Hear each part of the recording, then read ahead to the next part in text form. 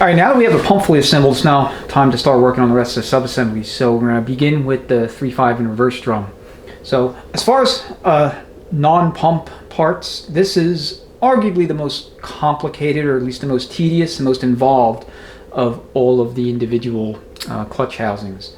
So you have kind of a bit going on here. You have your 3.5R apply and balance piston. You have your 1, 2, 3, 4 apply and balance piston and your corresponding return plates. You have your 3.5R apply ring, and I'll talk about this steel plate in a second. You have your new snap rings for the 1, 2, 3, 4 and the 3.5R return assemblies. And then these are the old snap rings for those assemblies respectively, as well as the 4, 5, 6 clutch. So we do not reuse these snap rings. So always get new. Okay, these came in the Circle D kit, and we have a spiral lock ring, which I will talk about under what circumstances you can use this, because you can't just install it in any drum at any vintage or any year. All right, and then we have our 3.5R clutch pack, or 1, 2, 3, 4 clutch pack. We have selective snap rings, both from Circle D, which are gray in color, as well as the original snap rings that came out of the unit. Okay, which are, you know, the usual tannish color. There's 3.5R, and I just showed you 1, 2, 3, 4. And so, what we need to do is first dress our pistons and the drum with sealing rings, and or seals rather. I guess you can call them sealing rings. I mean, they're basically rubber D-cut seals for the most part, except for the 2 innermost drum seals, which are O-ring style seals. So first, let me talk about snap ring selection.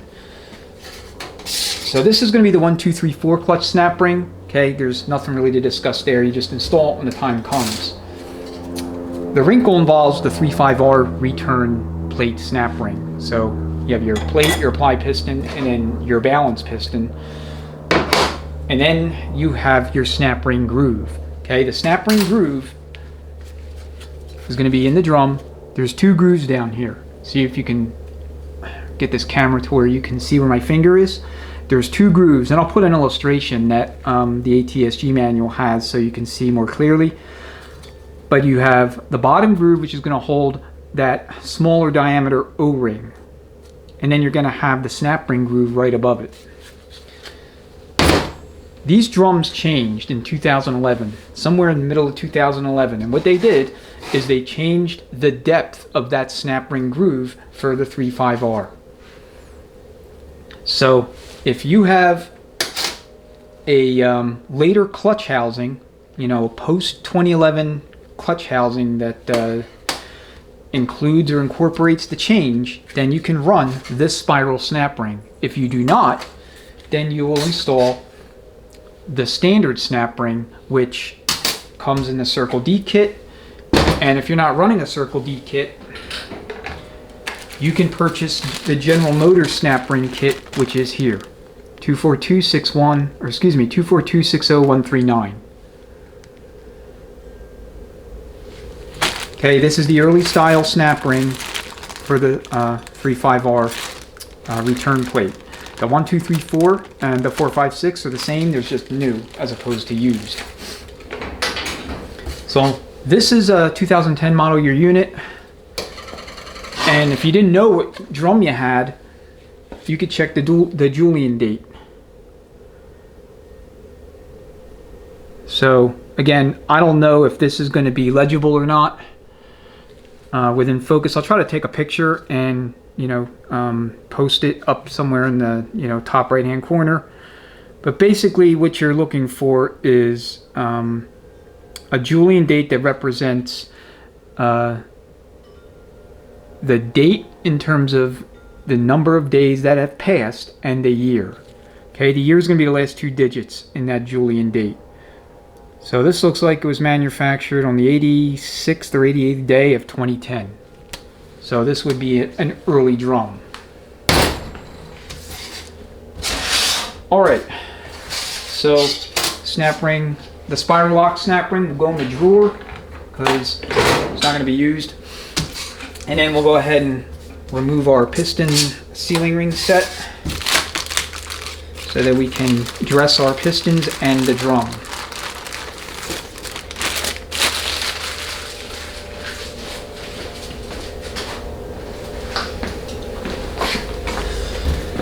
Alright, like I always tell you in other rebuild videos, if you're not familiar or super familiar with the transmission, it's a good idea to kind of keep all of your seals, lip seals, O-ring seals, D-cut, square cut, whatever, keep them on their respective pistons or drums or workpieces, and then just take them off one at a time. So this is the apply piston for the 35R. You'll notice that the seals have a squared off and then kind of beveled inset. You see that? That always goes inboard, okay? Like, don't twist it and have it facing out. That would be a major problem.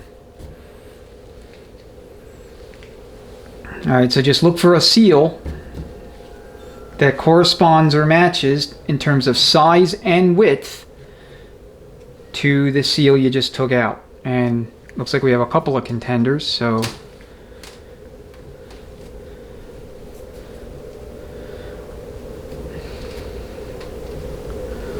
see if we get this one situated. You see how it's not quite the same diameter as the one that was on there previous. Now we compare this one.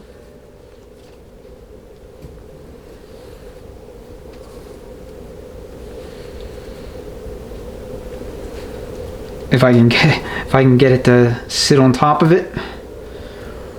But even, you know, with me clumsily handling it like this, you can see that it's pretty close. Like, it's closer than that other one.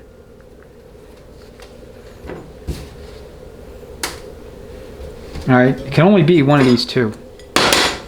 So go ahead, test fit it. Again, square side inboard. And it fits like a glove.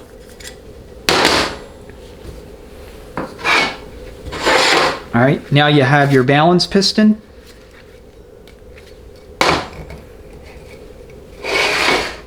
Same deal.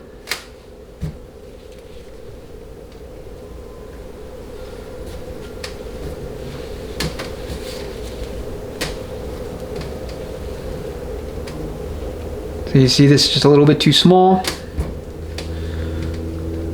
This fits a lot better. Now your used seals will be a little bit larger. They'll kind of expand a little bit. So it's not going to be perfectly, you know, it's not going to be a perfect match dimensionally.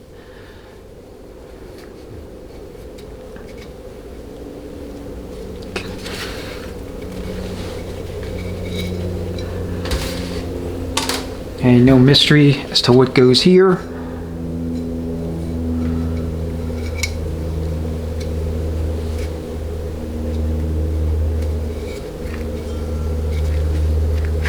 Okay, very good.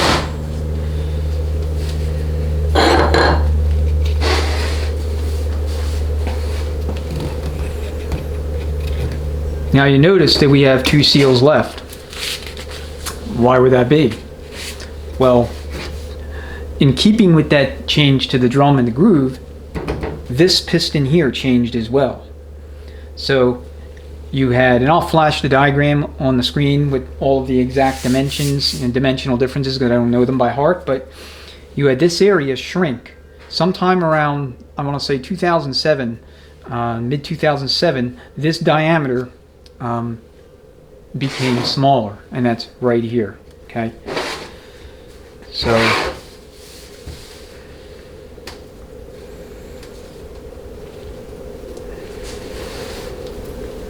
okay, here's contender number 1 and then contender number 2.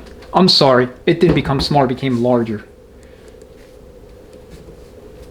So this clearly is too small. So that would fit an earlier piston. So the drum at the snap ring groove and the piston changed.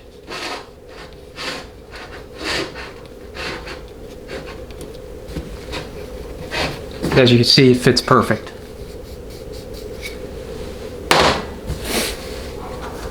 Okay. This could go in the drawer for use potentially on a later unit. So now let's deal with the drum.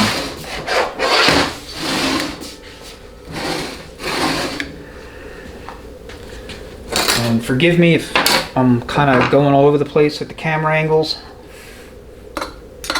Alright, so there's not really any mystery here as far as which O-ring seal you're going to use where, but you're not going to install the O-ring seal for the 1, 2, 3, 4 just yet.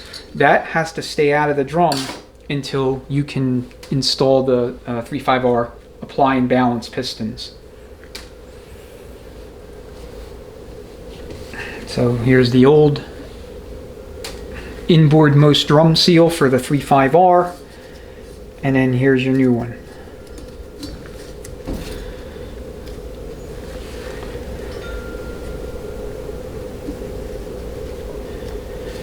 And I'll be honest, this seal can be kind of a pain. Okay, I actually got lucky there. Usually it takes me a little bit more effort to do that for whatever reason. Okay, so remember, this seal goes on the inboard most of the 2 intermediate size grooves. So here is the old O-ring. Okay, that's inboard most.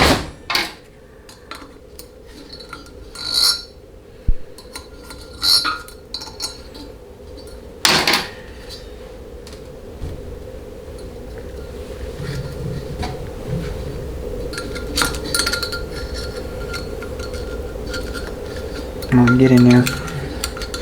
So if you mix and match the incorrect 3.5R return plate snap ring with the wrong drum, you'll have the snap ring potentially pop out and destroy this seal here. And when that happens, you will have wrong gear starts. You'll start out in 3rd gear, and when you throw it into reverse, you'll bind. So I'm going to leave this out for now. Then we're going to go ahead and lube up the apply piston for 3.5R as well as the interior of the drum. Now at this point you will have already checked your drum to make sure that it is not leaking. And if either you or you have a machinist or a specialist available to weld the drum, he will re-weld this entire perimeter here where the factory weld line is. This drum did not leak, however the welds in a couple spots looked like they were somewhat porous. So you don't want to put it back in there like that simply because you just run the risk of it leaking in the near future. The earlier drums were really bad about this. GM did kind of improve the welds and the quality of the welds over time, but I mean even like late 2015, 2016, 2017 model year units, I still see them leak from time to time. Just want to get all those seals out of the way.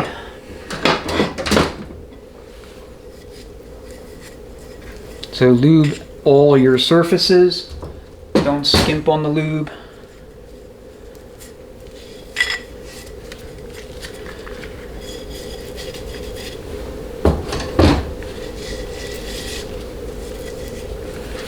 And I will say that this whole process is a little bit easier in the warmer months because the lube is more viscous and slippery. Whereas right now we're filming this, it's in late November. We're about 10 days out from Thanksgiving and it's a little chilly here. I mean, I'm in Vegas, so it doesn't get really cold per se, but the same token, it's not as warm as it was in the summer, to where you had a nice easy time, if you will, of installing pistons and such. Alright, so you're going to lube all this up here.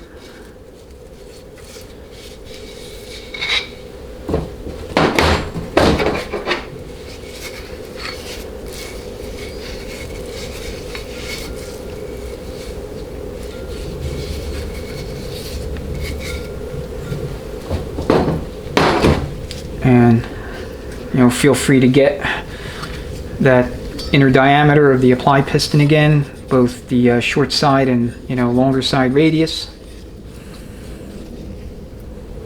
So you want to be really generous with assembly lube. You don't want to skimp.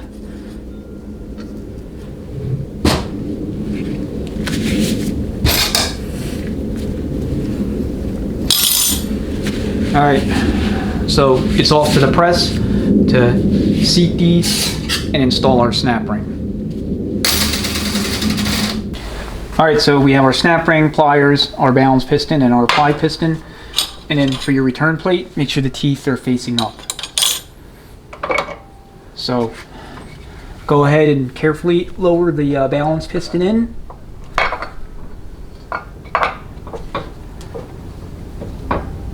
Get it situated. Alright, you're not going to be able to press it into any degree, by hand like you see me doing. So just go ahead and get whatever compressor tool you're going to use, get that set up as well. Okay, the snap ring groove is going to be right down there, so you want to make sure you have plenty of access to it.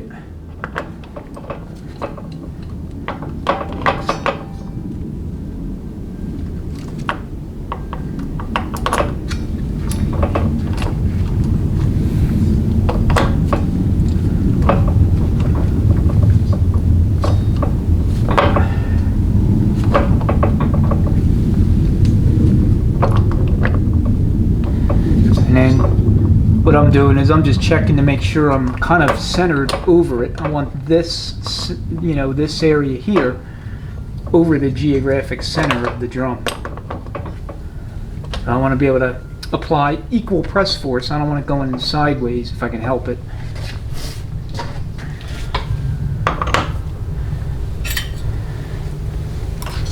Alright, we'll position the snap ring.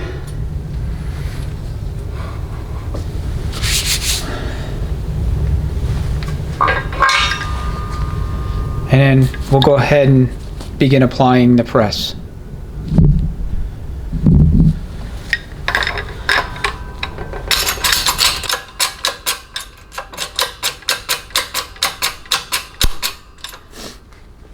Okay, so slowly apply your press force such that it seats. Okay, keep a close eye on your perimeter seal there.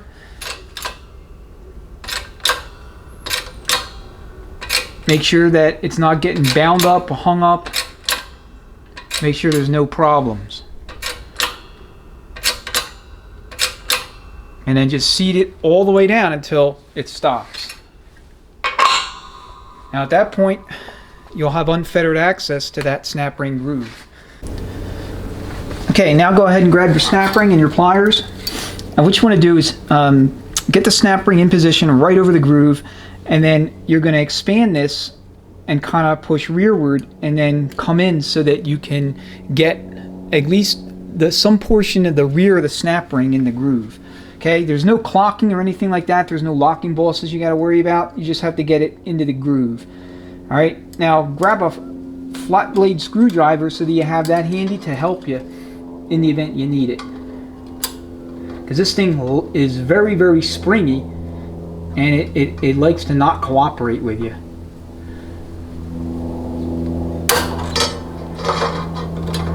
Okay, I got 1/2 of it in the groove on this side. So what I'm going to try to do is get as much of it in there as I can.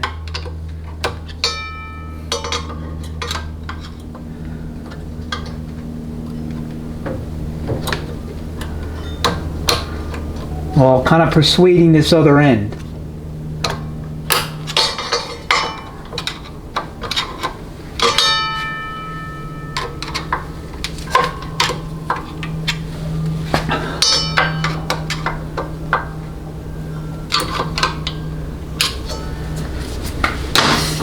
Alright, I double check, make sure I'm all the way down.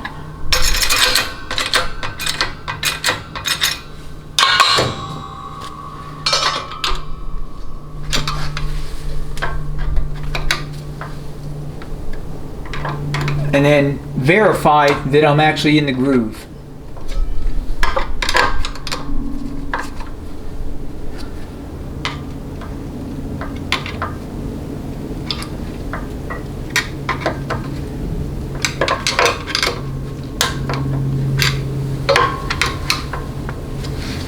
All right, I'm gonna check it. I'm not 100% certain just yet.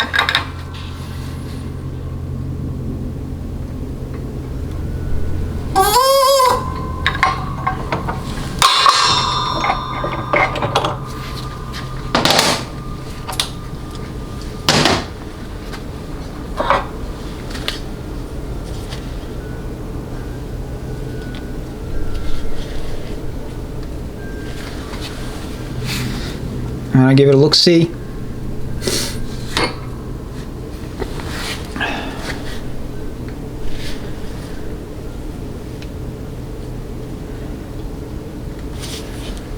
Okay, so what you can do to truly validate this, and I'm gonna actually do this so I can show you instead of just telling you, is go ahead and set up your 3.5R clutch. You can leave the 1, 2, 3, 4 piston out of it, but go ahead and set up the 3.5R clutch, ply ring, clutch pack, and all that, and then use your checking tool and shop air to work the clutch pack.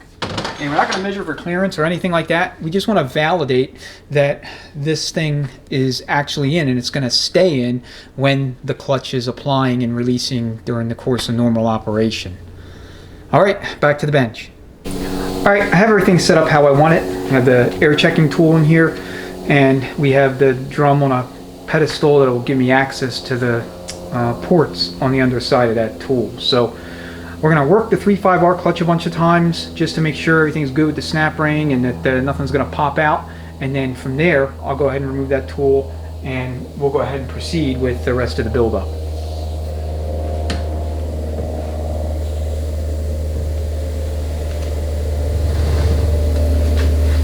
I want to make sure it's still in the frame.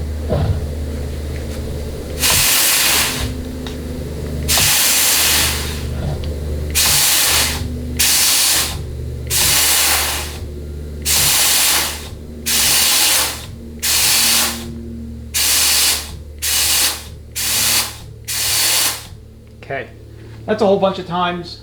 I didn't keep track or count, but snap ring didn't move, nothing weird happened, so I think we're good. So if you're wondering what this tool is, the pedestal, it's made by Adaptacase. This is specifically for use with a press when installing the gigantic return spring in 46, 47, 48, A518, A16 Chrysler transmissions in the overdrive section. So you have the overdrive hub, you have that giant return spring, and the clutch pack all splined on, and you put that in the press. You use this to press it down, and then these legs allow you to get in with your snap ring pliers to install the wire style snap ring so that you can get that assembly together. In case you were wondering, I don't know if you're folks watching are also Dodge Chrysler fans, or you have experience on those transmissions, but if you do, you know what I'm referring to. Alright.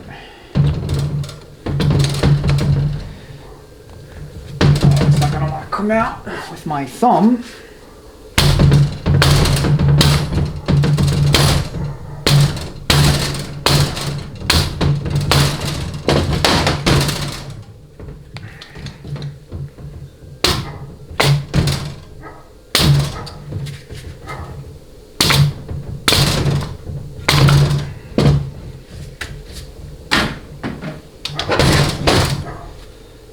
All right, and then this is the checking tool that I use. You've seen this in other 6L videos, 6L 80 and 90.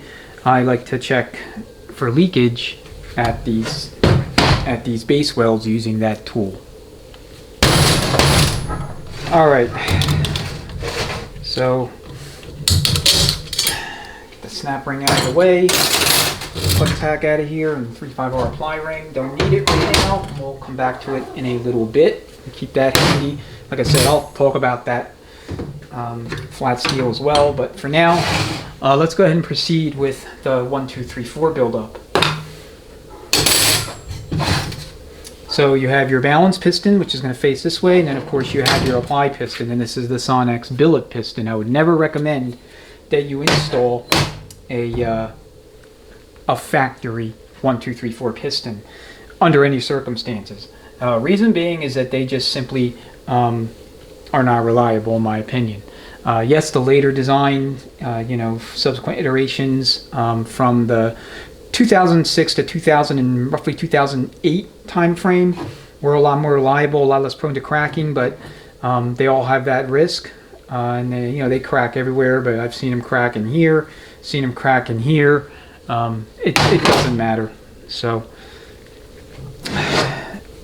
your groove for your 1, 2, 3, 4 O-ring or sealing ring is going to be right up in here, and then the snap ring groove itself is going to be where my fingers are at, right below the splines.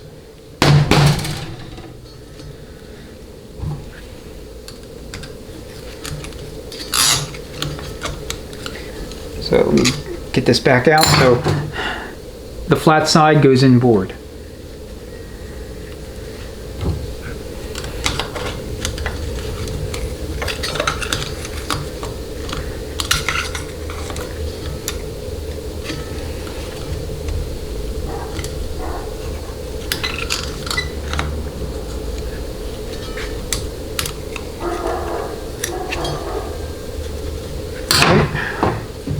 In there.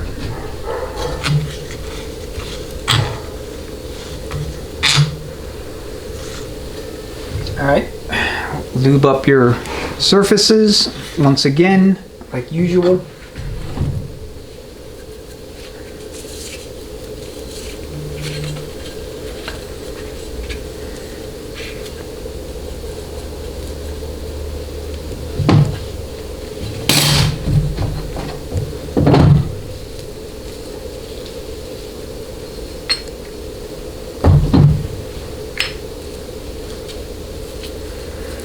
Use plenty of assembly lube, don't skimp on it.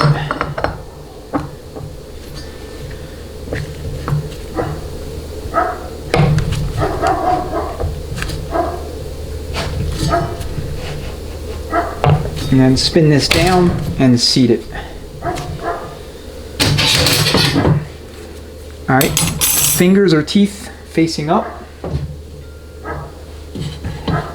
And then we'll hit this with another round of lube.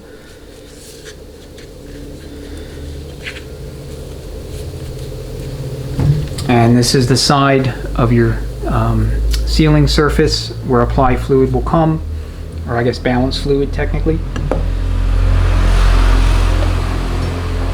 Let's get it situated, just make sure it's square, and then now it's back to the press. Okay, go ahead and carefully seat it.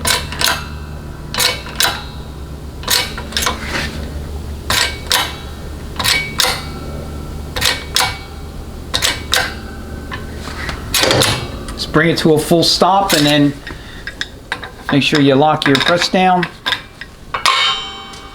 and then install the snap ring. This shouldn't be as much drama as the 3.5R ring, but you never know. Especially if you're filming something, man.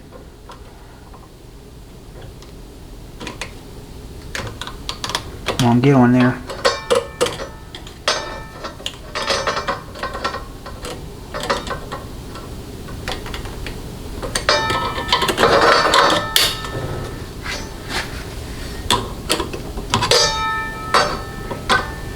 Okay, appears to be in place.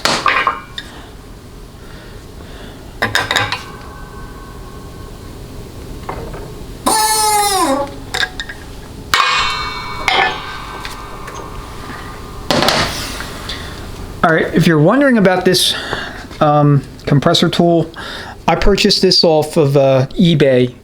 The seller's name is Transmission Jobber. I mean, he sells all kind of tools and parts and such. And I bought quite a lot of stuff off him over the years. Very reliable seller. So he makes these. I want to say they're about 90 bucks shipped. Not too bad. And then the handle itself is not related to this tool. It does not come with it. It's actually a Kenmore J tool. It's J9510-3. So if I can get that in focus for you. J9510-3.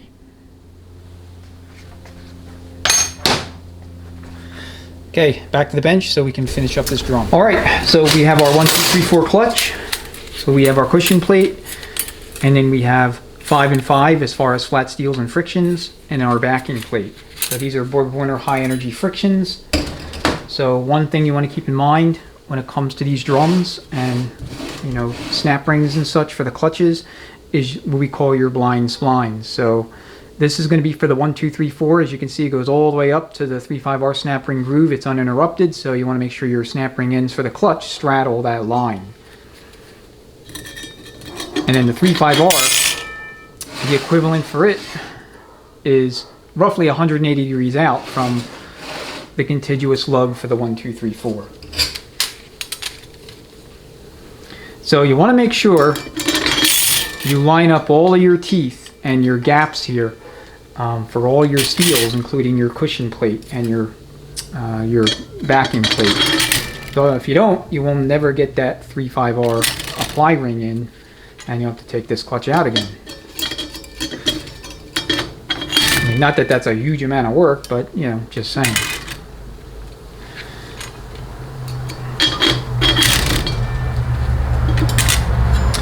So target clearance here is 70 to 95 thousandths of an inch. So this clutch is on obviously in gears 1 through 4, and it is off in gears 5 and 6. So you have a lot of clearance to allow for centrifugal apply prevention between the balance side and a balance circuit and the amount of clearance so that you're not dragging. So you don't want drag, you don't want centrifugal apply. All right, we're going to use the 1, 2, 3, 4 snap ring that Circle D provides. They have it marked with an orange little dot there. And we'll measure the thickness. And it looks like it's coming in right at 127 thousandths. 127 thou thick. Factory snap ring is 106 or 107 thousandths thick.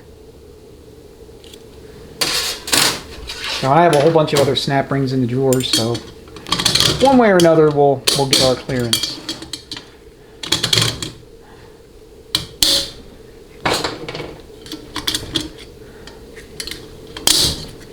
Alright, so it's right there where it needs to be. And so, I mean, you can tell we should be in the ballpark where we want to be with respect to clearance.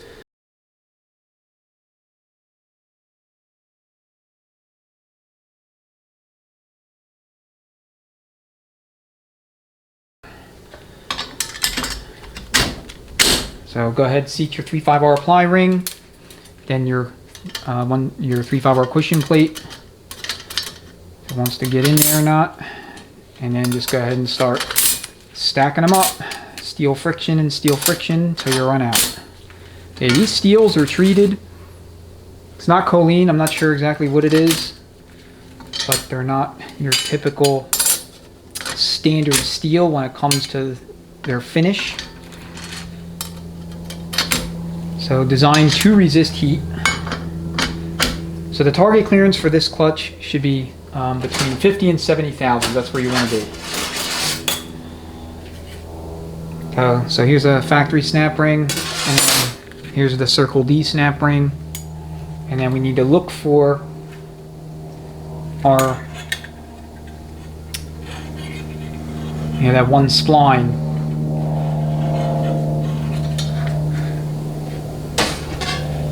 And there it is, right here.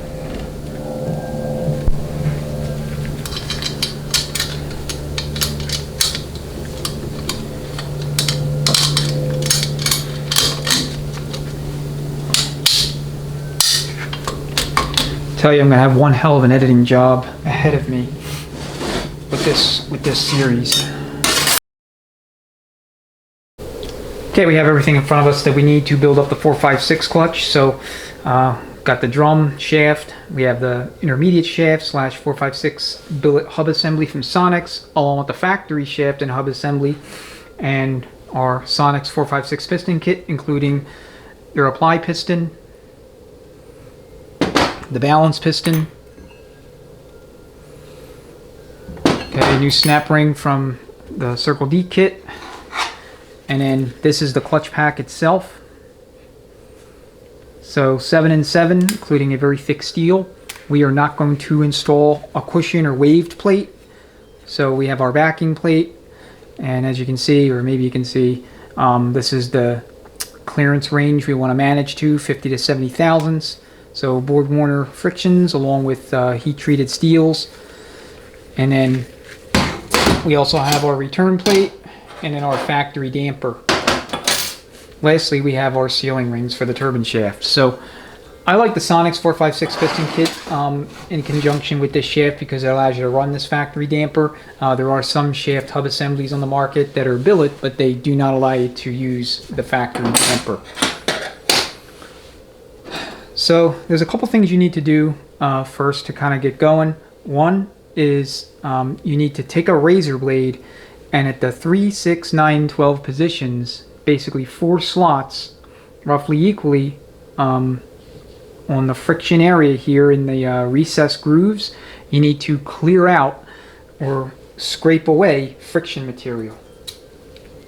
Okay, so that's per Sonnax's instructions. So to make it simple, so we don't lose track, we do 12 o'clock, 6 o'clock, 3 o'clock, and 9 o'clock.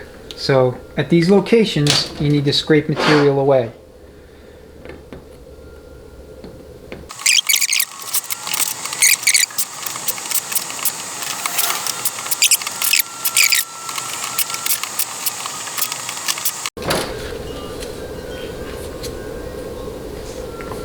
So I still have a little bit of work to do here, so I'm going to do that off camera and then we'll resume. Alright, so this is kind of where you want to end up, or what you want to end up with when you're done doing this little excavation. So that's ready to go back in. And now the next thing we need to do is take the race off of the factory hub for your bearing and install it on the Sonnax hub. So that's very simple to do. Just take a small pry bar, get underneath of it, and then gently pry up.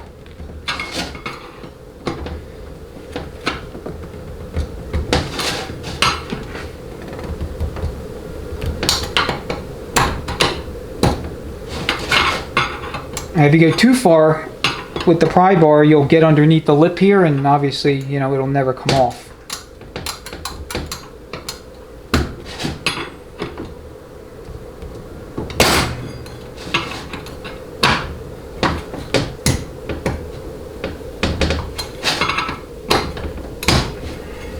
Here it comes, and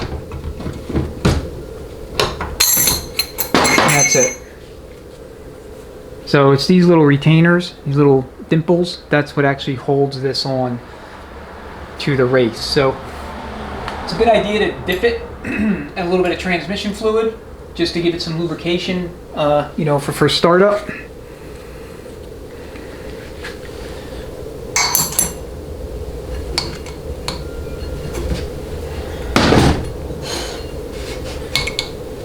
And just kind of get it down, snap it in, rotate it, make sure it's okay, and that's all you need to do. So for your hub,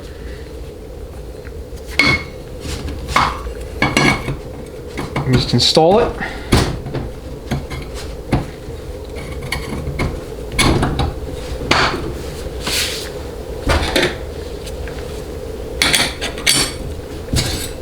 And then your snap ring. So damper, cover plate, and snap ring.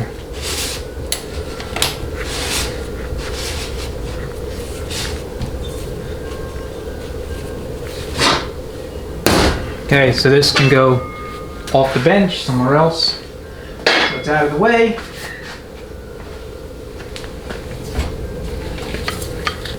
Alright, next we have our applying balance piston we need to install. So I'm going to move the camera so that we can get onto a bench that has a hole in it, and then we can work on this. Alright, so go ahead and lube up the inner diameter of the sealing surface inside the drum, as well as the inner bore area of the journal.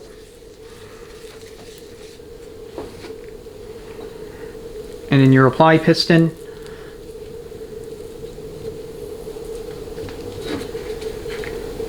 And remove the inner diameter there as well.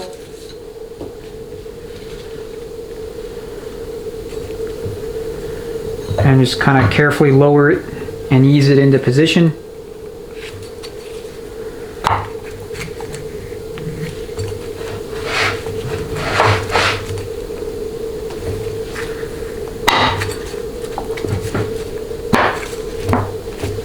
Sometimes it'll cock sideways on you, but it's not too bad. All right, your return plate fingers are always going to be facing up, and then this is the underside of the balance piston that faces down.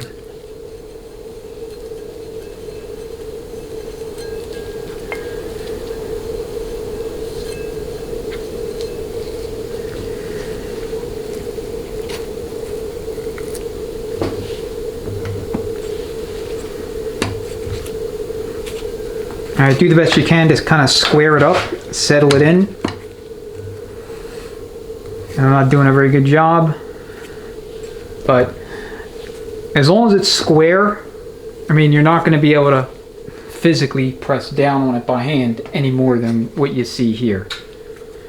Got your snap ring, and I like to do these on the main press. I used to do them on the foot press, but I'll be honest, it's too much of a pain. The shop press makes it a lot easier, so we'll go there now. All right, we got everything in the press how we need it.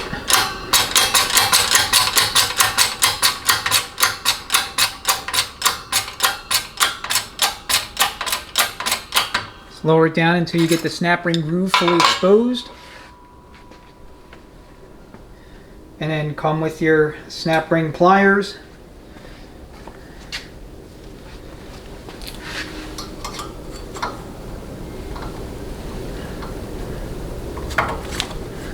And install the snap ring. Alright, just double check and make sure it's okay before you let up on the press. And then slowly release tension.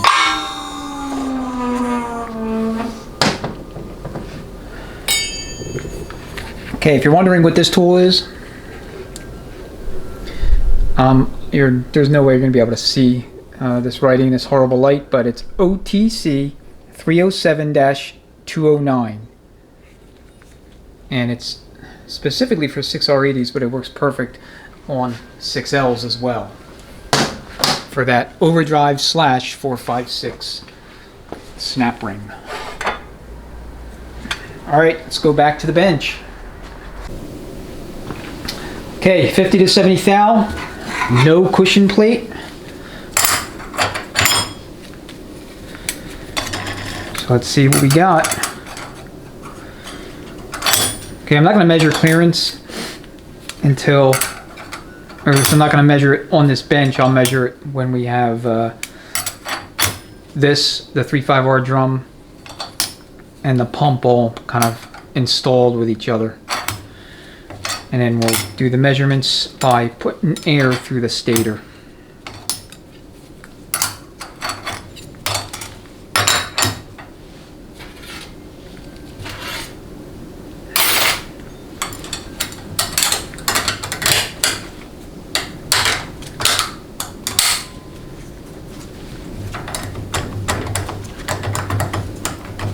Okay, it feels like it's in the neighborhood of where it needs to be.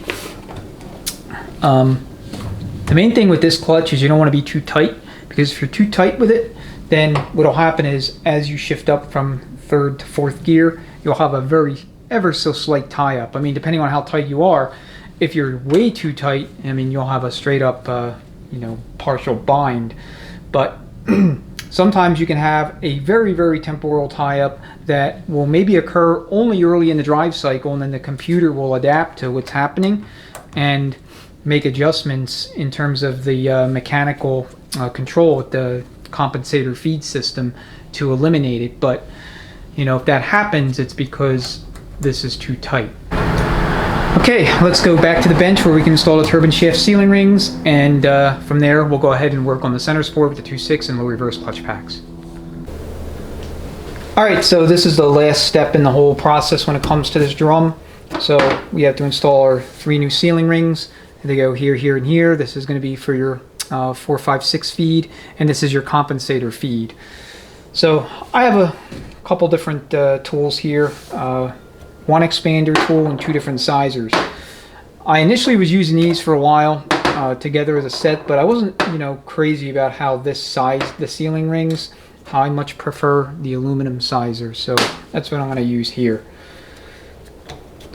So it's a pretty straightforward deal otherwise. So just then slide your sealing rings over the expander.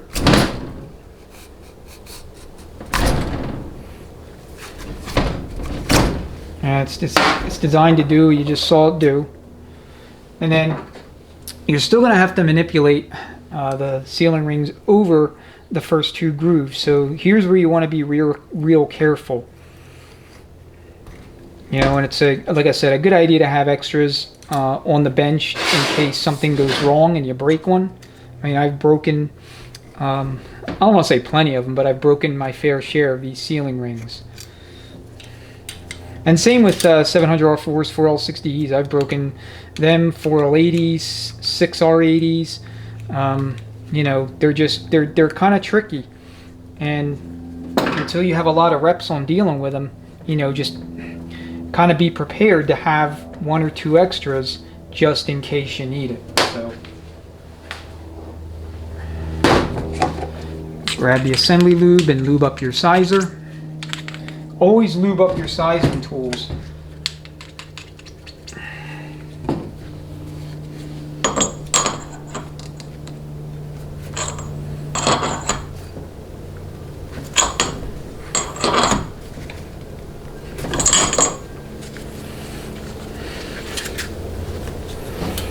And this one got expanded a little bit too much.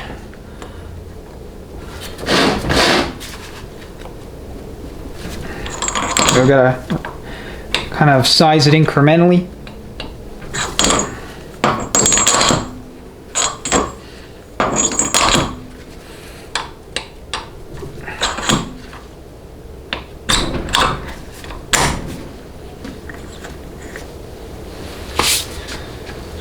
Alright, gonna leave it for maybe 5 or 6 seconds.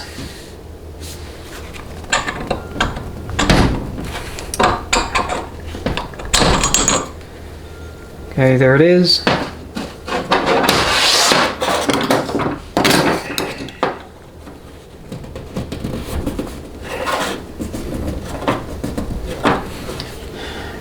Having this on here got tedious, so I'm just going to use the bench. No real advantage to it, having it on the shaft. In fact, you could arguably say it was a disadvantage. Didn't really size, or expand rather, as much as it should have.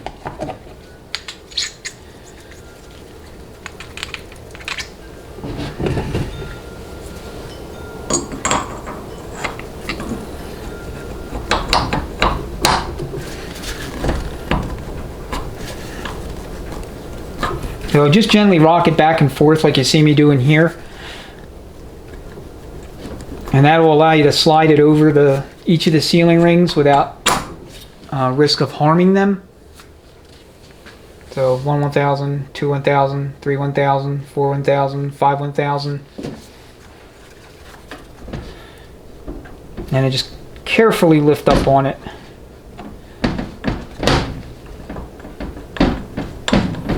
Shimmying it back and forth.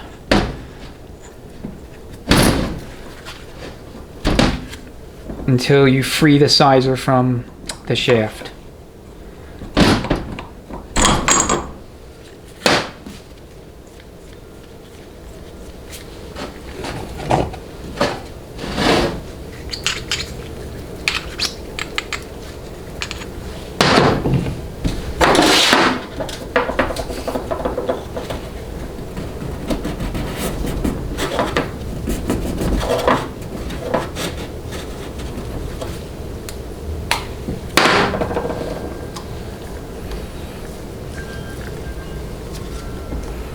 So as I mentioned earlier, you can use alternative approaches here, like electrical tape or pieces of rubber with either tape or hose clamps. One thing about hose clamps is I would use caution with them.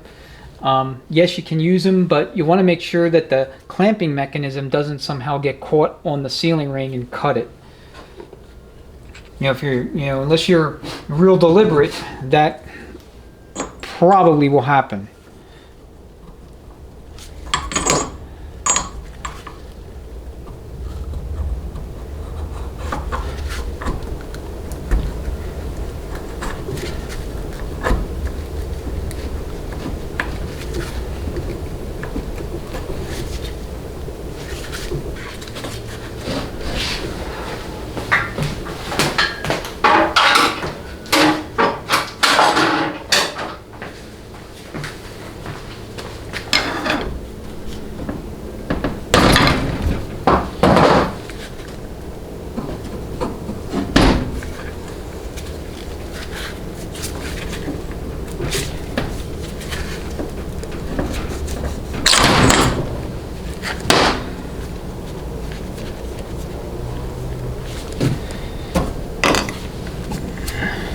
It looked like a little sliver got caught up on it.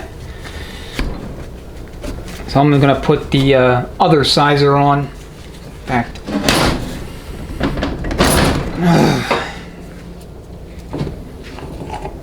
I'm going to put the other sizer on. I'm going to lube that up, and then I'm going to let this sit on it for basically until I'm ready to spline this and mesh it with the stator and the 3.5R drum, so we can do our sealing, our clutch clearance measurements before we start putting everything into the case.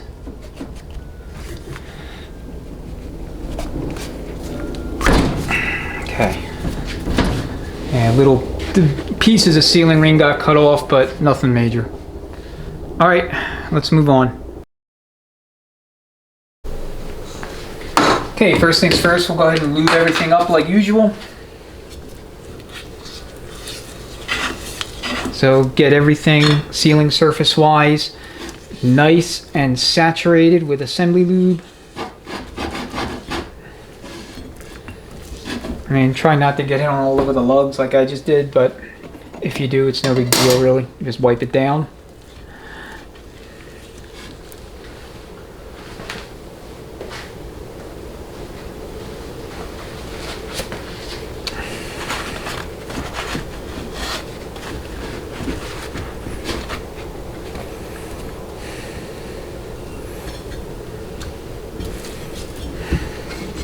Okay, and then your apply piston.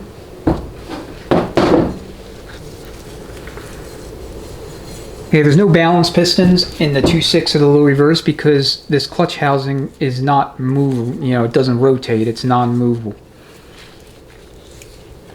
So you really only need centrifugal apply, the compensator feed circuit, injecting low pressure feed oil, compensator feed balance oil into that that circuit to prevent centrifugal apply in the rotating clutch housings. Okay, this and the center support, or excuse me, the 2.6 clutch do not, that's not an issue. In fact, got to install our O-ring. So Ken Moore makes this tool to facilitate O-ring installation, DT47780. It's not strictly speaking mandatory, but is a nice to have. I just lightly coat it with assembly lube, and then your O-ring.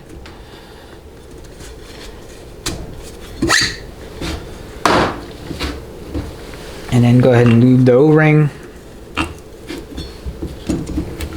And now go ahead and install your piston.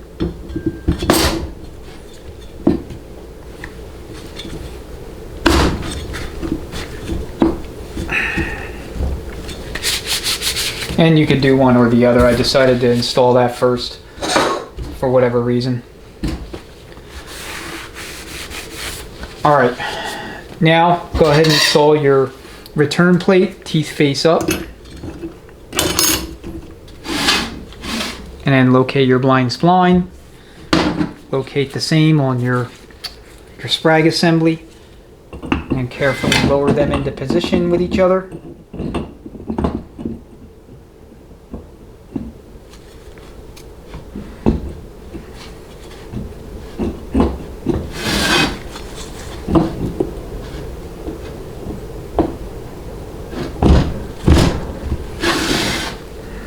Just like that. Okay, they do make a special press tool that you can buy, and that will kind of, it's basically like this, but this is not big enough, as you can see. It's wide enough to where you have unfettered access to the snap ring groove once you press on it and get the sprag assembly beyond the snap ring groove. Okay, we're here at the shop press, and I'm just going to describe what I'm going to do, then I'm going to do it, because unfortunately the lighting is so bad due to the sun shining directly into the shop. It's late afternoon and that always happens. But what you want to do is make sure you have your blind spline exposed and accessible to you. So you're going to install your snap ring such that the ends of the snap ring straddle that blind spline. Alright, now, I don't know if you can see them or not, but I'm using old 4L60E pump vanes to serve as intermediaries between the sprag surface and the legs of my tool, because otherwise they'll make dents in it. I mean, it doesn't really harm the sprag, but it's very unsightly. So let me go ahead and install this thing. I'll see if I can do it on camera, see if it works out or not, but if I'm struggling, I'm gonna just turn the camera off and then I'll show you back at the bench, but let's see what happens.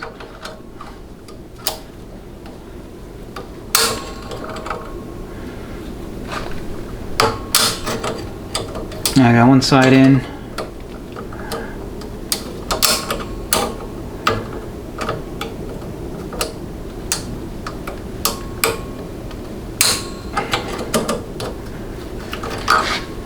So we're back over the blind spline. And these snap ring pliers are probably a shade too small for what I'm trying to do. So let me get a screwdriver.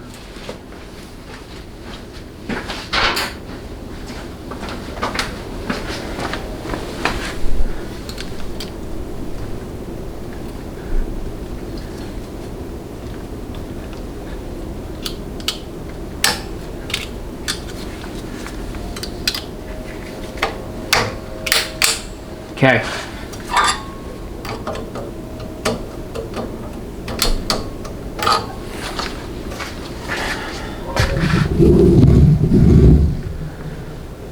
All right, that's what it should look like.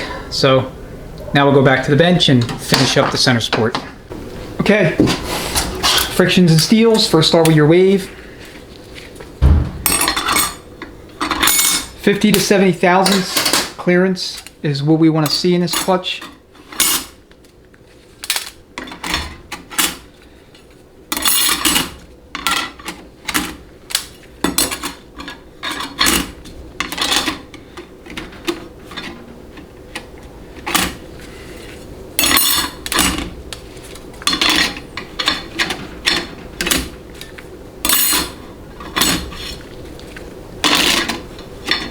So Borg Warner high energy frictions. And be careful with the ends of these snap rings because they are sharp and they can cut you. Ask me how I know. Okay, so the reason I did the low reverse clutch first is because I wanted a little bit of weight inside the drum, because when it comes to installing the piston and return plate assembly here in the 2.6, there's a special tool that I don't have. So the special tool that I do have is the output shaft. And if you haven't seen my video on this, I have a short clip on how to go about doing exactly what I'm about to do. But basically, you take that, your piston installed and your return plate, and then you use the perimeter of the drum here for your ring gear set as a compressor tool to get that return plate started so that you can expose the snap ring groove and begin to install the snap ring. So here's the snap ring in question that has to go in to lock down your return plate. And I don't have the multi-fingered tool that allows you to do that easily on a press. So we gotta kind of improvise. Alright, one thing I will mention with the 2.6 clutch is this, and as it relates to the automatic transmission service group manual for these transmissions, at least my copy of it. Maybe they updated it since, but the ATSG manual will tell you that you must have somewhere in the neighborhood of 50 thousandths clearance in this clutch. And that if you do not have 50 thousandths clearance, something is wrong. Like if you're, materially or significantly off from that measurement, then there is something wrong with the way you assembled the clutch pack. That is not true. So for 6L80s and 90s, you will see clearances in the 2.6 clutch kind of all over the place. Everywhere from 45 thousandths to upwards of 80 thousandths. That's what I've seen. And I would strongly advise against trying to materially change that figure from when it came in. So you take one of these units in and the driver does not report any symptoms or any problems with the 1-2 upshift, the 2-1 downshift, or the 5-6 or 6-5 transition, and the clearance is, say, I don't know, 75 thousandths of an inch, leave it that way. Do not try to tighten it up.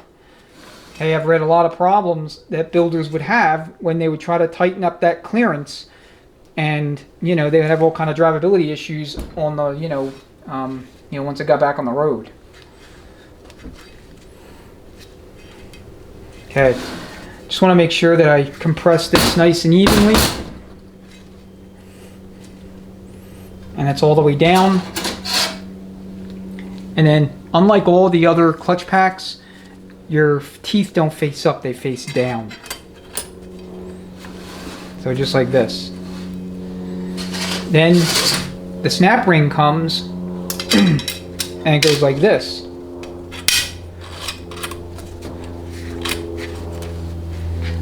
However, I mean, maybe you guys are real strong, I don't know. I am not strong enough to compress this return plate enough so I can get the snap ring started in the groove down there. So for me, and I guess others like me, I have to resort to using the output shaft and ring gear basket assembly if I do not have that special tool. So that's exactly what we're going to do. The lighting is super harsh right now over by the press, as you just saw with the reverse and sprag installation. So I'll do what I can to at least show you, and maybe if it's possible that you can see what I'm doing, but I'll describe it here in the event that that's not feasible. So what I do is I take a screwdriver, not this one, another one, one that's longer and thinner, and once I have this compressed, I will take the screwdriver, I'll locate one of the ends of the snap ring, which is right here, and I'll simply rotate the screwdriver to pry the snap ring inward underneath the ledge of those lugs, those first 2 or 3 lugs, and I'll continue to do that as I work my way around until I get maybe, I don't know, between say 6 and 9 lugs engaged with this snap ring. And then once I have it engaged, then I'll take this out, and then with a hammer and a different screwdriver, I will tap all the way around, just like I was putting together a Ford drum and a 727 or Ford C6, and tap all the way around until I get this snap ring fully engaged and installed. So clear as mud, right? All right, let's go to the press. Okay, the lighting's not any better, it's arguably worse. So hopefully you can see what I'm pointing out, but if not, then you can watch the other video if you want to see this in much better clarity. So by this Sharpie marker on this lug is where the one end of the snap ring groove is, where I want to work on. So I'm going to just take my screwdriver, fit it down in there, and slowly work that snap ring into the underside of that lug. You know, each of these lugs.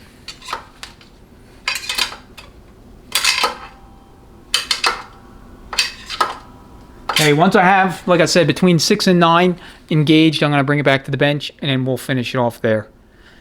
Okay, so this is what I was describing. Got 1, 2, 3, 4, 5, 6, maybe 6.5 lugs engaged, and then we have the rest to kind of do all the way around the rest of the diameter of the drum. So how I normally do this is, you know, I'll take the drum itself, actually put it against my belly and then just go around like this, but I'm going to try to see if I can do it with the drum or the support away from me so that you can at least see what's going on.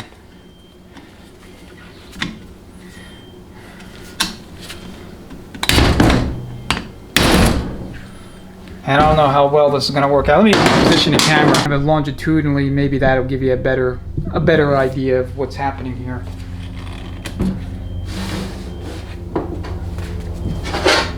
So this is where we started. This is the lug mark with the blue Sharpie.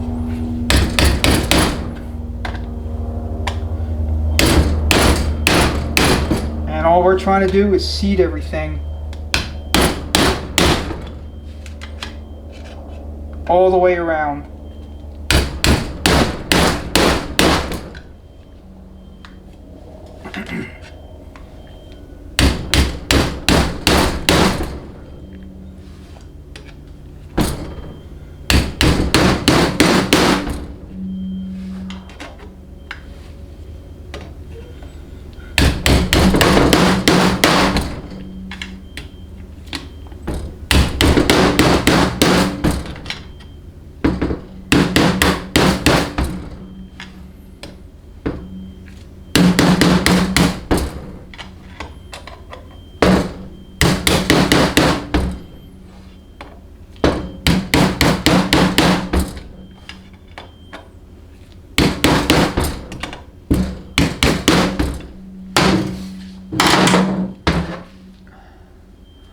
Hopefully that captured it.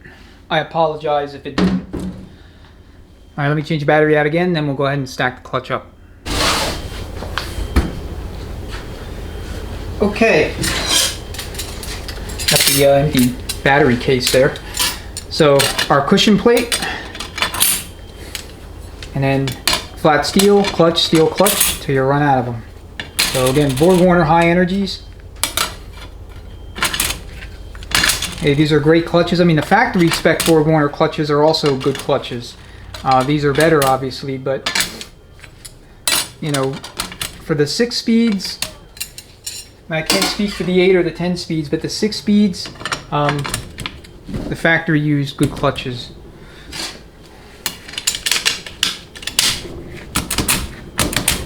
Okay, target clearance here is between 45 and 70 thousandths. So we have this snap ring. And then we have, actually this is the Circle D snap ring. I got the factory snap ring. You didn't see that. Alright. The factory snap ring is a bit thinner than the Circle D snap ring, so. Alright, I'm going to fire up the compressor, set up the dial indicator, and we're going to go ahead and measure our clearances and see what we end up with. Indicator set up and zeroed, so we're going to do low reverse first. This is the LR feed, and then here's your 2.6 feed. So you don't need a ton of air pressure. 50 to 70 psi maybe is what I would recommend.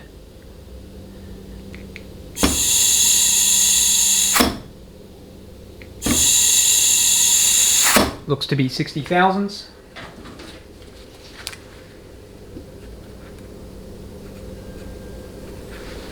Okay, so we'll rotate about 90 degrees and then remeasure or recheck until we have 4 separate measurements at the 3, 6, 9, 12 positions, and that will allow us to take an average.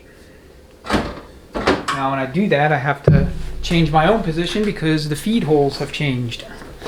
their location.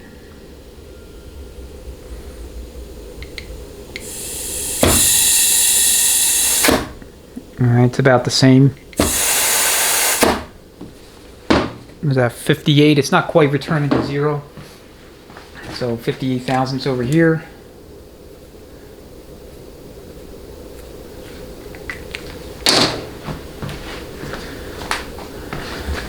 Alright.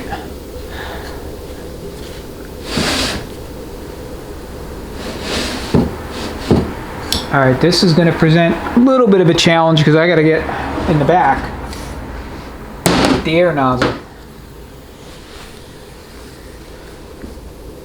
I gotta go through the legs. And I didn't like anticipate this or foresee this. Or having to do this.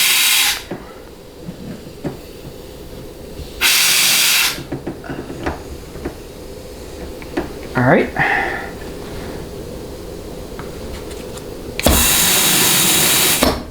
$57 thousandths. I'm good with just one reading. This is pretty consistent so far.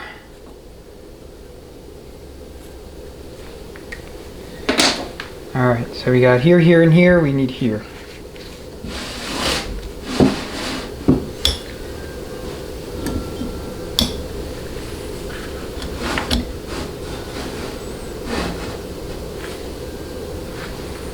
Just want to make sure you can see the indicator.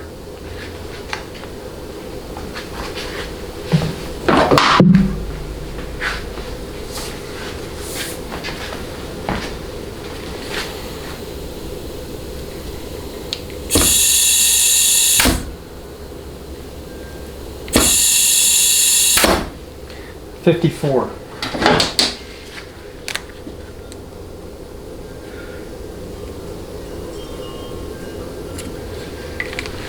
All right, let's do some math. Yay, everybody's favorite thing.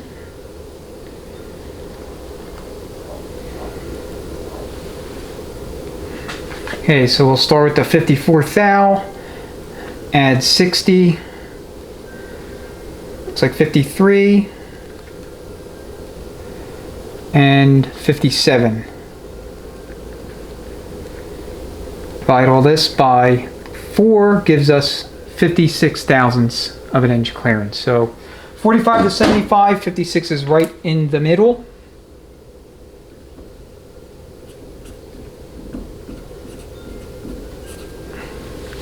So that will work for this clutch. Now let's repeat the process for the other one.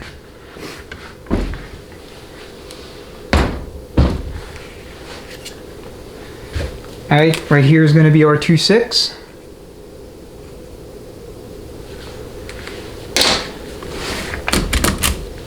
And a max of 70 thousandths is recommended. And I think I have more than that at first glance, but you know, we'll see. We'll see.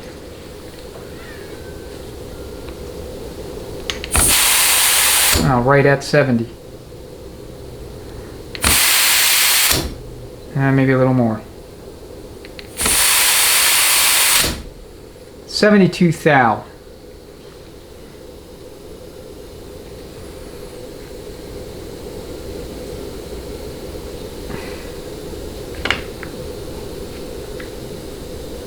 Let's see if that reading was affected by me moving the drum around like that and getting the plunger on the edge where it shouldn't have been. Nope. 72, 73 thou at that location.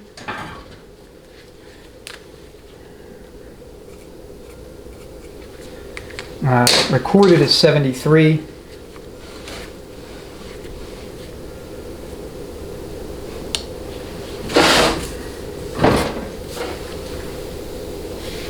Okay, this will be the 9 o'clock position relative to that one.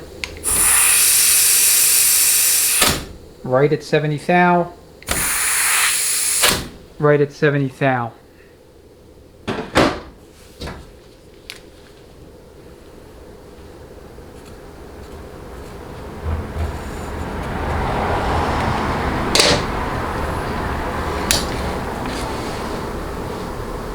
Alright, gotta come around the other side.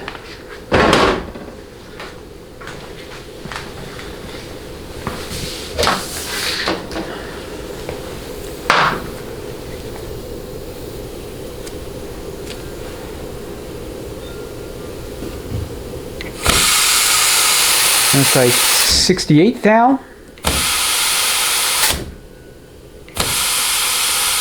Yeah, I'm gonna record that 68 thou. Might have been 69, but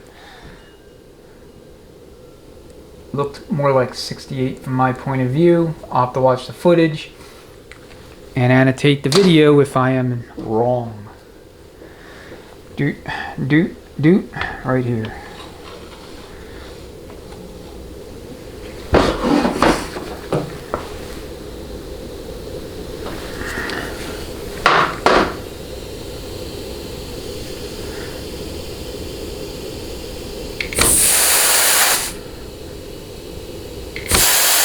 That's 73.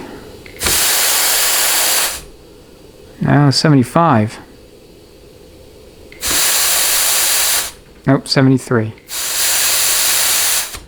This table's not perfectly flat, and you know, any little bit of pressure you're putting on the drum, it's actually changing the angle of the drum subtly, but you see it in the indicator. Alright, that's 73 there as well, so our average looks like it's going to be 71 or 72.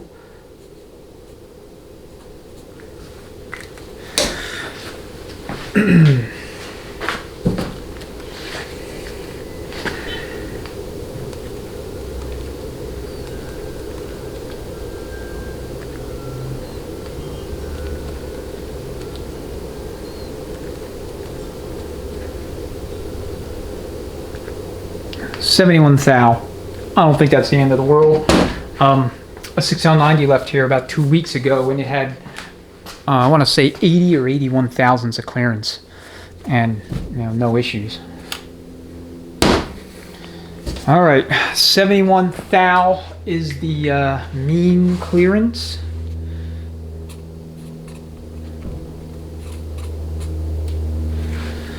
In the 2.6 clutch. Okay, so when this applies, the 1, 2, 3, 4 clutch is on, and so it's just a question of, you know, how fast it's being set to apply based on throttle angle and other factors. And when it's on in 6th gear, it comes off. It, you know, when you downshift to 5th, it just comes off. So it's not as critical as the 4, 5, 6 clutch or the 3, 5R clutch, which is constantly coming on and off, you know, at multiple points in the drive cycle. You know, this is on in 2nd, then it comes off again, and then it doesn't come on again until 6th gear.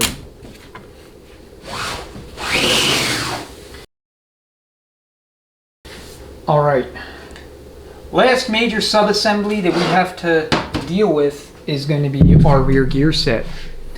Sorry about that. My apologies.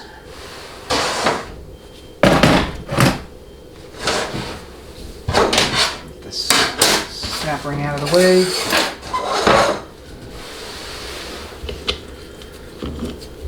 Alright, so what I normally like to do is kind of dip this in transmission fluid, and I'm going to do that now. This needle bearing here, if it's in good shape, if the structure is, you know, fine, no concerns, no issues, you do not need to replace this. Okay, this one looks fine to me. I mean, you can inspect the rollers for wear, but like I said, it's not super critical. And the same holds true for the assembly in the 3.5R drum. Though I do have a brand new one on hand just in case. I didn't have a chance to take a look at that yet. We'll do that after we're done measuring clearances in the 3.5R drum. So 3.5R, 4.56 clearances are up next once we deal with this, and then once everything is good to go, we'll be ready to pile everything back into the case. The valve body assembly is already done, so once the case is assembled, you know, valve body, Tecum, you know, whole control body complex gets bolted on, filter, pan, done. So let me dunk this real quick and then we'll resume.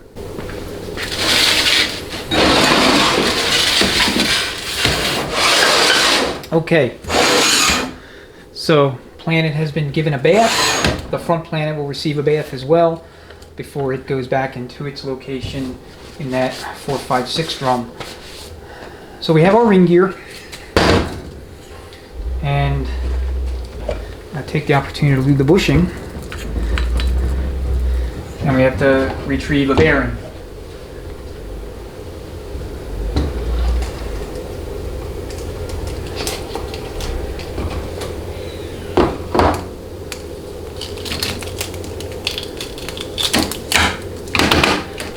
So I have these bearings more or less in the order that they go in the case. So this bearing here is the rear case bearing, and then this bearing is our ring gear to planetary bearing. This is the new needle bearing assembly for the 3.5R drum. So again, if that gets determined that it's needed, then we have it. Because just to be perfectly honest with you, I failed to inspect that before I bought all my parts, so I just bought that so I can have it.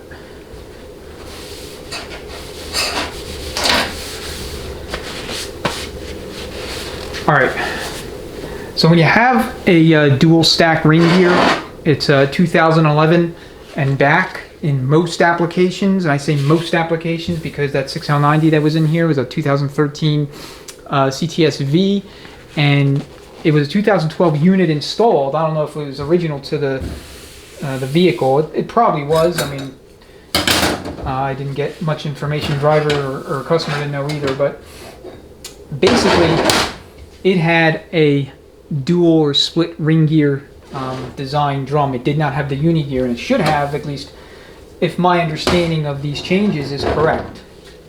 Okay, so what you're going to do is you're going to install your wider ring gear element in first.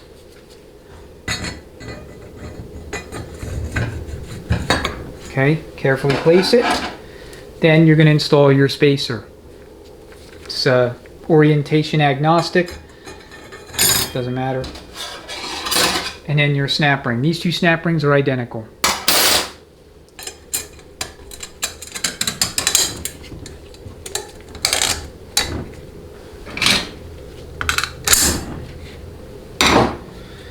Okay, now what we need to do is retrieve the planet. Get that out of harm's way. Put the planet like so.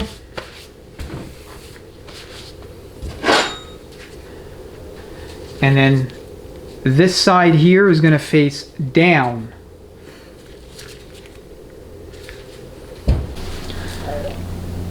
And this side with the step faces up. So no step, that faces down. Side with the step faces up. So just mesh your ring gear to your planetaries. And it'll eventually get in there. And then what you're going to do is you're going to take your assembly here. I got to put some assembly lube on this thing unless it's hard and maybe it's hard and fast. What you're going to do is you're going to take this and carefully lower it upside down onto the planet. Now let's see if that bearing stays put or not.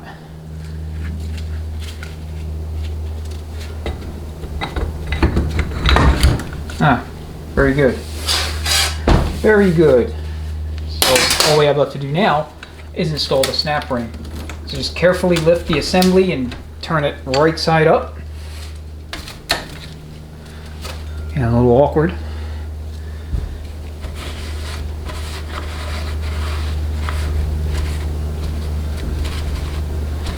And then reinstall your planet, or excuse me, reinstall your snap ring into your ring gear along your planet.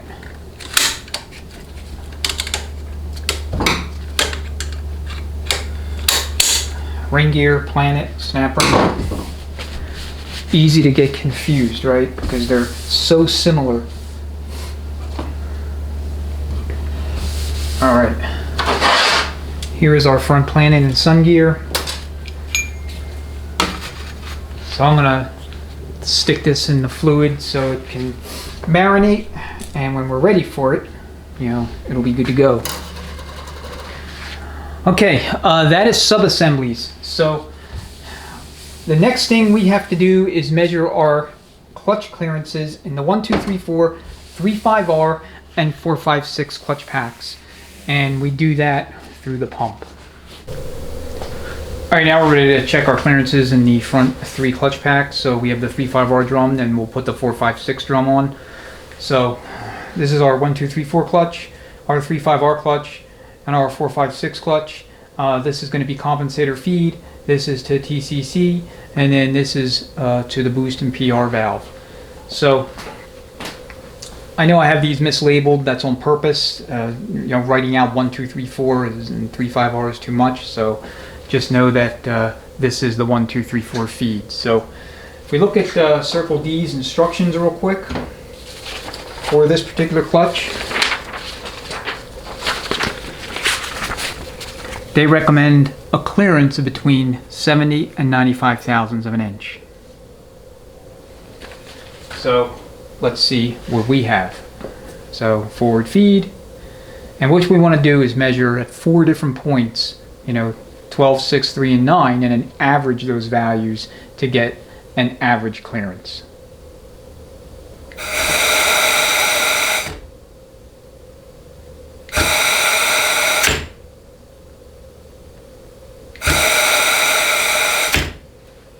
So it looks like 69 thousandths. It's returning slightly below 0. Yeah, it's 68, maybe 68 thousandths.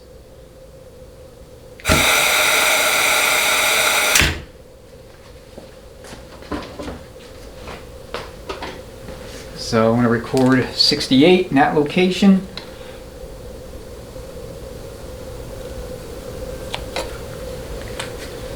And then we'll turn to our 3 o'clock position. If that was 12 o'clock, you know, looking at it from this point of view, you know, at the camera.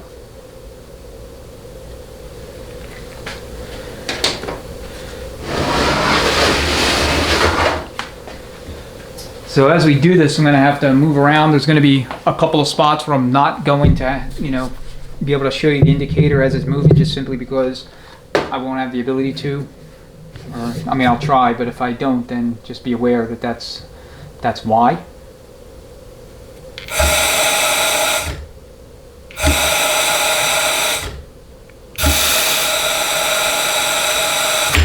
Okay, 73 thousandths.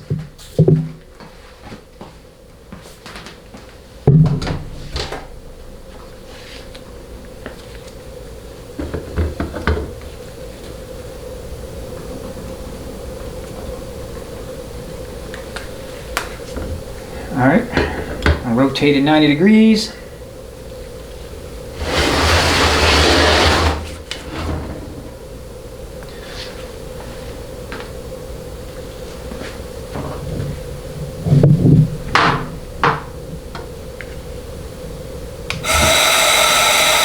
That's 74 thou.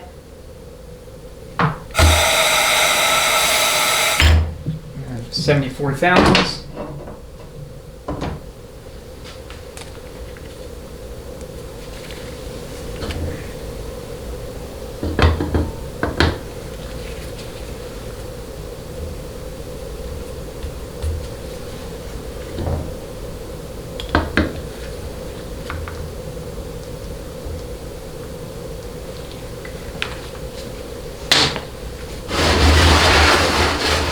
All right, maybe I can get all 4 clearance checks for each clutch into view. All right, and looks like that is 73, maybe 72. Let's get it to where it returns to 0.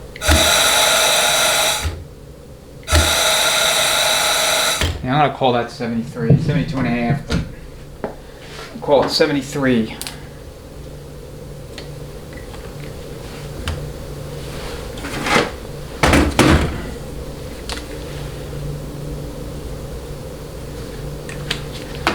All right, let's do some quick math. Everybody's favorite. All right, so we had a 68, 2 73s, and a 74.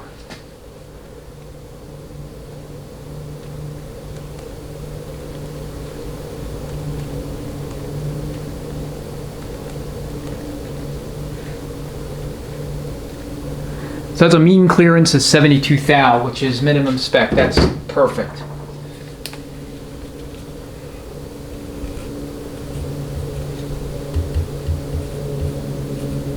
So that's what I'm going to record on my sheet.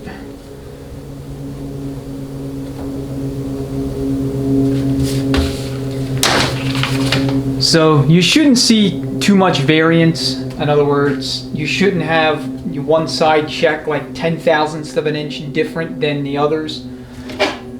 If you do, then obviously recheck it, or maybe something's wrong, something's not stacked up correctly, not fully seated somewhere. So, I mean, if you put the clutch pack together correctly, you put the pistons in correctly, that's not going to happen unless you have an out of spec steel, or a couple steels or clutches or something weird going on.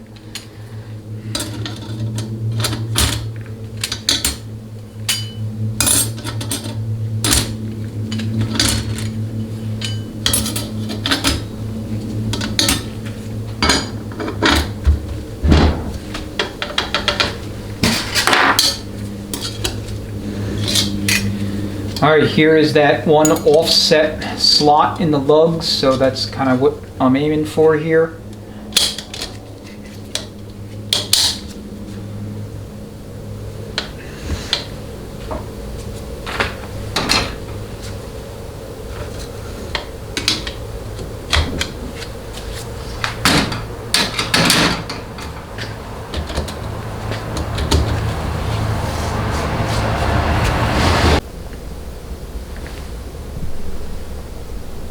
Okay, I think we have a stable base, I think.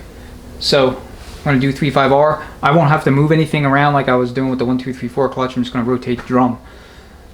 So again, let's take a quick look at the Circle D instructions for the 3.5R clutch. Get that in focus. So they call for a 50 to 7 thousandths range as far as your clearance, so greater than 50, less than 70. And we will see what we have.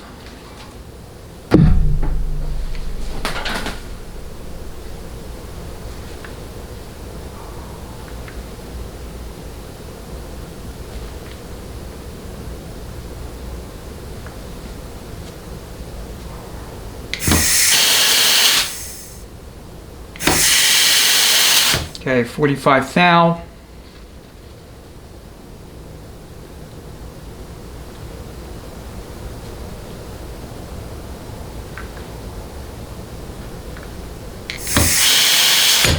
All right, 45 thou at this location.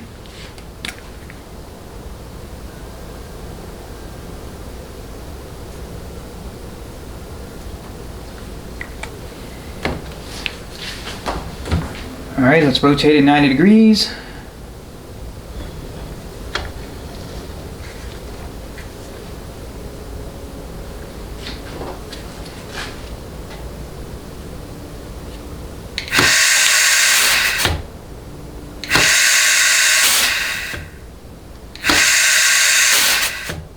I'm going to record 48 thousandths because I was starting at 1 thou and it was returning not quite to 0. Actually, you know what? Let me give it another shot real quick. Now it's at 0. Okay, 47.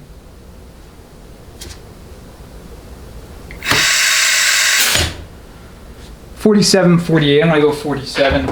I'm using about 70-ish, 50 to 70-ish psi air. I think I'm at like 70-ish. Sorry, I didn't look, but you don't need more than about that.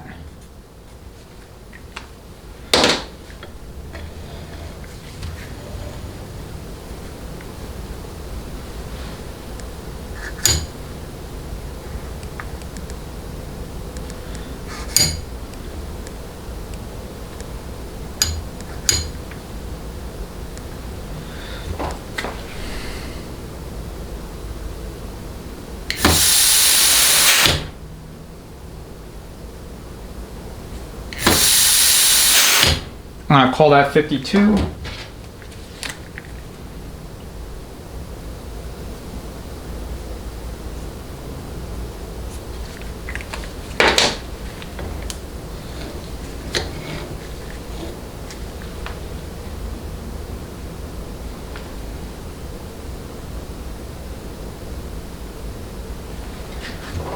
All right, let's see what we end up with over here.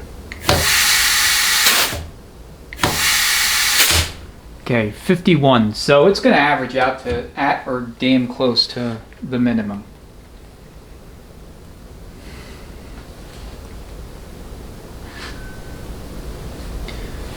All right, so we got 0.047 plus 0.045 plus 0.05. What was that? 0.052 plus 0.0. We got a 53 somewhere in here. I forgot to write it down. 0.05. I'm gonna call that 0.050. So 0.0485. That's 49 thousandths. I'm fine with that. It's not going to be a problem. If we were like 5 thou less then I would have to put a different snap ring in here, but this is not going to be a concern. All right, one thing you want to check for, and you can do this with the vehicle, you know, transmission in the vehicle if you're trying to diagnose problems, you want to make sure that you don't have cross leaks. So you could take like a shop towel. Let me just kind of rip one in half here. Make it nice and easy to illustrate.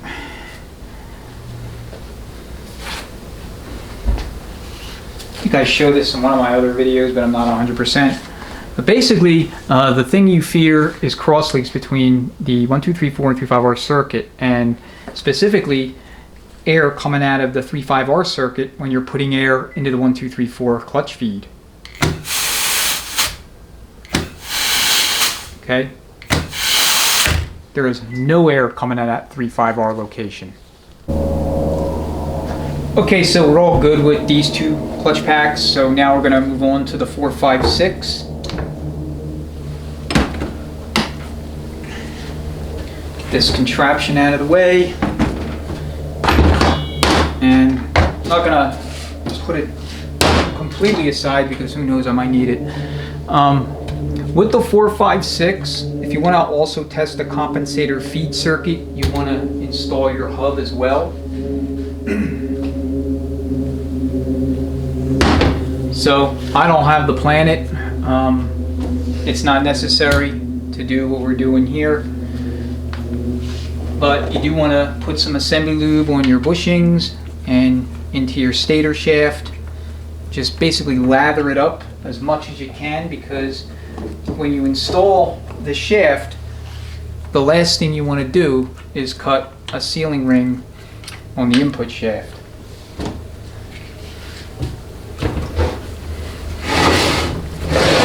So I've had the sizing tool in place for some time, so I'm hoping that these sealing rings will cooperate.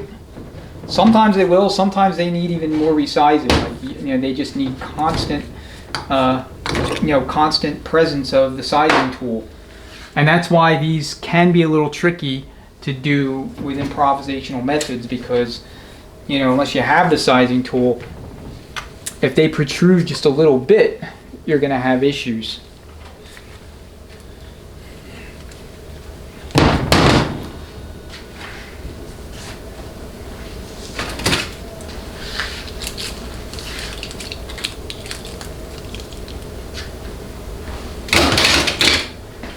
What I'm doing is just putting the bearing in place so that I'm not making hard contact metal on metal, and making it easier to deal with overall when it comes time to spinning it around.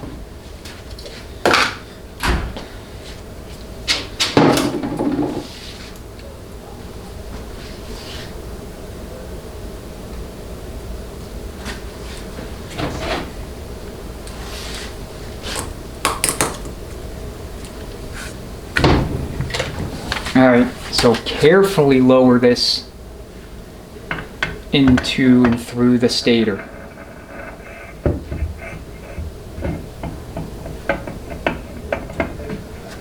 If anything feels weird, stop immediately and, you know, take it back out.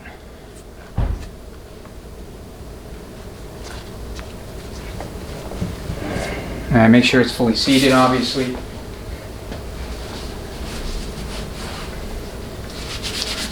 Okay. All right, we have the contraption repositioned. So now what we're going to do is install the hub.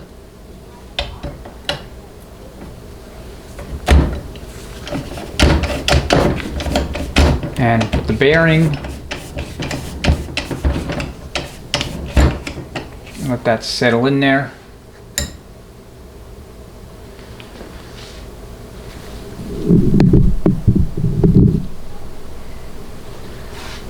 Okay, 456 clutch. Let's take a look at the instructions once again.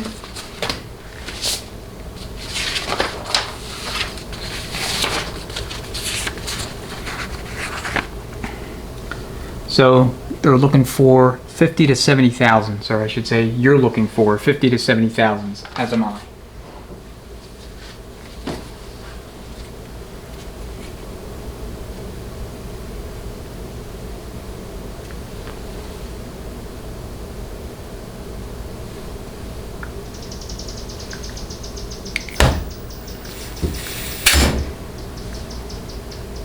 So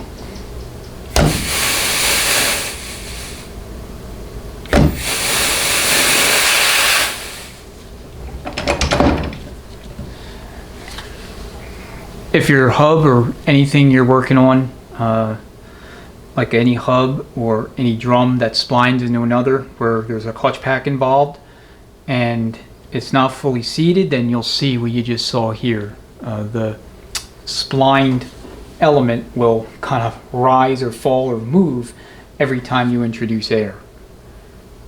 So I guess I was one tooth off, and so that's what happens. All right, I'm gonna start over.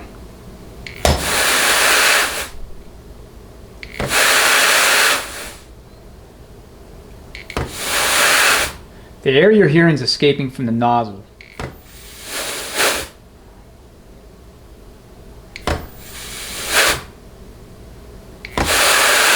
Alright, it seems like when I get it to where it's not moving the needle, you know, where me applying a little bit of pressure on the nozzle is not actually moving the needle by itself.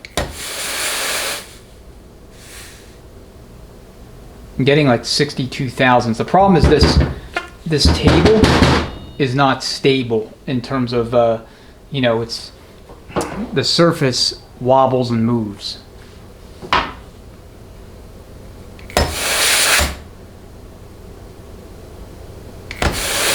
All right, I'm gonna record that at 63 thousandths. I mean, I'll be here all friggin' day with it.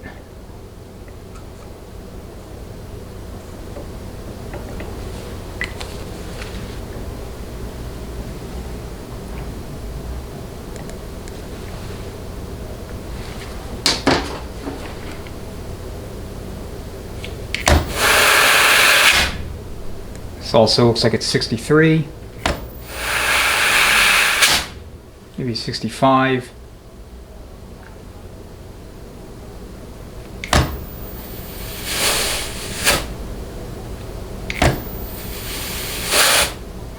Uh, 62. I'm going to record 62 because, like I said, I mean, this thing's so sensitive and this table is so unstable. It likes to, you know, wobble horizontally.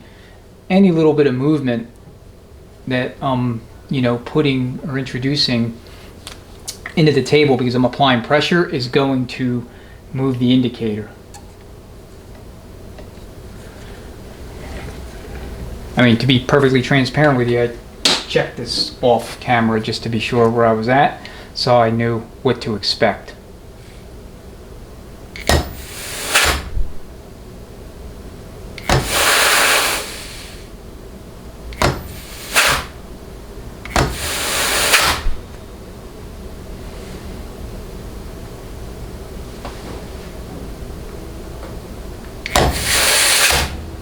Okay, this 65 is what I'm going to record here.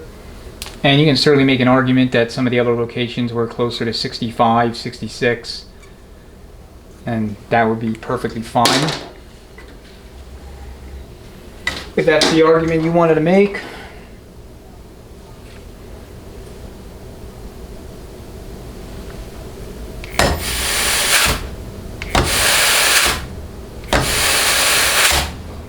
Yeah, that's 64 to 65. So, I mean, to make this nice and simple, I'm going to just record 65 thousandths as my average clearance.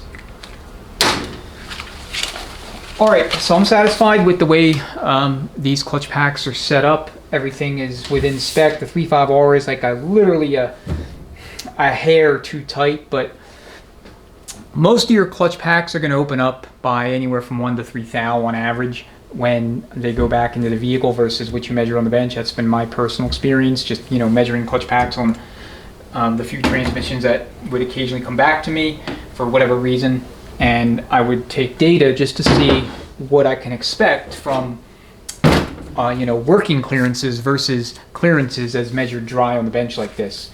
As you figured out already by now, I don't soak my frictions. I have a video that explains why I don't do it, but to make long story short, I don't do it because I like to spin the input shaft when the case is fully assembled, but before I put any case belly components on. And that's so that I can catch any kind of assembly errors or anomalies or anything else that's just weird or kind of wonky based on feel. When you soak your frictions, you're going to have fluid kind of being absorbed by the clutches and the steels. They're going to adhere to each other, going to add weight, and it's going to be very, very difficult to spin the shaft relative to when the entire transmission, except for planetaries, is dry. So you don't need to soak your frictions half hour or so or 15 minutes before you put them in the drum or the case or wherever they go, because it's going to be at least an hour minimum before you put the transmission back into the vehicle. Alright, so now we're going to test the compensator feed circuit. So that's this point right here, port I should say, right here. And what you want to do is, you see this orifice here, you want to plug that with your finger.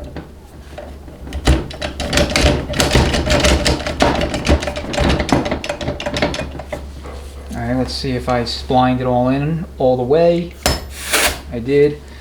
So the compensator feed system, and I'll do a separate video on this, and I've been actually trying to produce it for months now, and stuff always gets in the way because it's a very complex topic to try and translate very technical subject matter material to something that like everybody can understand and get just by watching it, and also take that information away and apply it, especially for DIYers. But again, to make a long story short, the compensator feed system is responsible for 3 primary functions in these transmissions. Responsible for mechanical regulation of a clutch apply and release, setting and regulating clutch firmness, and preventing centrifugal apply in these rotating clutch housings. So in brief, that's what it does. And like I said, I will get into the weeds with it because it is so critically important to the function and operation of these clutch-to-clutch transmissions that it definitely warrants its own video. But for now, you have that to go on. And basically, we want to make sure that there is no impairment in this system. So the compensator feed system itself consists of 2 primary circuits: the compensator feed circuit and the exhaust backfill circuit, and they work hand to glove to regulate all of the goings on mechanically when it comes to clutch packs in these transmissions. The ZF and Ford 6-speeds refer to this system as the pressure balance system. So if you hear the term pressure balance system, they're talking about the same thing. It's just GM has their own nomenclature and they refer to it as the compensator feed system. Alright, so I was a little long-winded than I wanted, but at least you have a kind of a working high-level understanding of what it is in case you ever hear that term.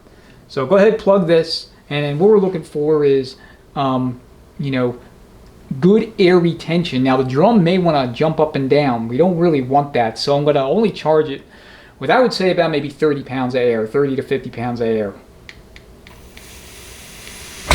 See, we don't really want, I mean, I guess we do because it tells me that the system is very, very healthy, but we don't because, I mean, who knows what the hell may happen.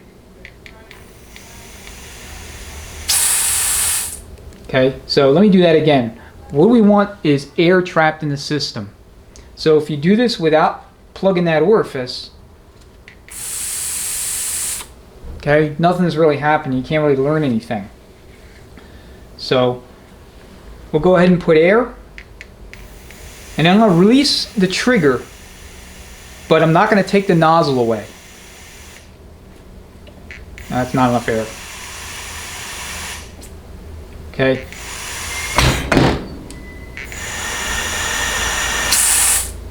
That's what you want to hear. So do it one more time.